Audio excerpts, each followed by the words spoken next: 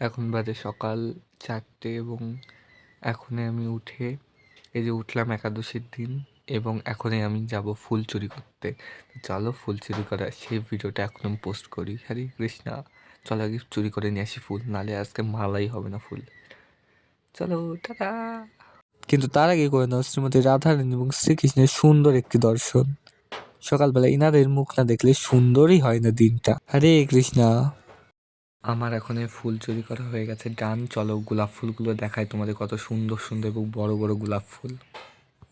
এই যে আমি ফুল চুরি করেছি, গোলাপ ফুল, এই দেখো কত সুন্দর সুন্দর গোলাপ ফুলগুলো সব ঝরে যাচ্ছে এখনে, কিন্তু কত সুন্দর সুন্দর। এগুলো দিয়ে সব জগন্নাথের মালা তৈরি হবে এবং সাজ হবে জগন্নাথ দেবের। চলো দেখাচ্ছি। এখনই আমি যাবো স্নান করতে একাদশীর দিন ভোরবেলা। এখনই বাজে সকাল 5:30 বাজে। এখন আমি যাবো স্নান করতে, তো চলো স্নান করে দেখা যাচ্ছে। এখন আমি স্নান করে এইমাত্র চলে এলাম। এখনই করবো মঙ্গল আরতি জগন্নাথ এবং রাধারানীর। চলো মঙ্গল আরতি দর্শন করো তোমরা। তোমরা এখন করছো জগন্নাথ দেবের মঙ্গল আরতি দর্শন এবং শ্রীমতী রাধারানী, তার সাথে আমার সবচেয়ে প্রিয় কালী দেবীর মঙ্গল আরতি। তো সবাই কমেন্টে লিখে দিও জয় জগন্নাথ। এখন মঙ্গল আরতি শেষে আমি একটু চামচ ডুলিয়ে নিচ্ছি চুরি করা গোলাপ ফুলের মালা। এখন জগন্নাথ দেবের ফুলের মালা পরাবো, যেটা আমি এতদিন ধরে করছিলাম বা ভাবছিলাম যেভাবে পরাবো ফুলের মালা সেভাবে পরাবো। চলো পরে দেখে নিও তোমরা কেমন লাগছে।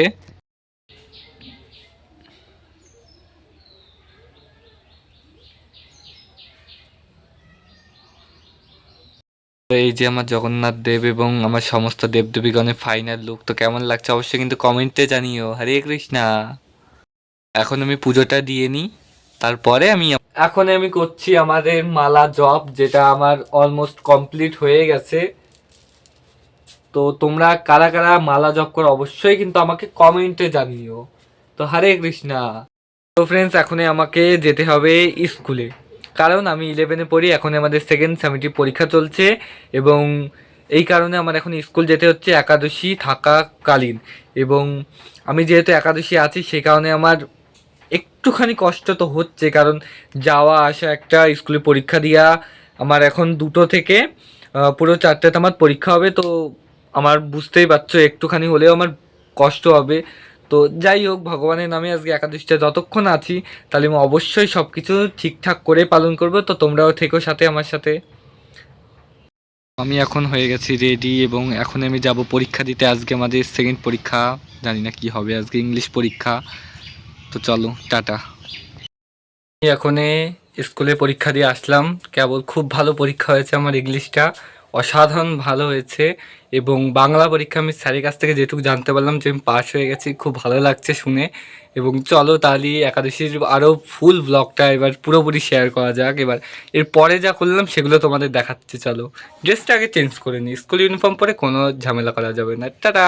এরপরে আমার সুন্দর একটি শ্যুট ছিল, যেটা হচ্ছে মায়াপুরের বিষয়ে। তোমরা আমার ইউটিউব চ্যানেলে শর্ট ভিডিও হিসেবে দেখতে পাবে। সবাইকে হরে কৃষ্ণা। তো সবাই একবার আমার সাথে শুরু করো। হরে কৃষ্ণ কৃষ্ণ কৃষ্ণ হরে হরে, হরে রাম রাম রাম হরে হরে। এখন করতে যাচ্ছি সন্ধ্যা আরতি। তো চলো তোমরা সন্ধ্যা আরতি দর্শন করবে, সবাই হরে কৃষ্ণ কমেন্ট করবে। এখন তোমরা দেখতে পাচ্ছ শ্রী জগন্নাথ দেবের মহা আরতি।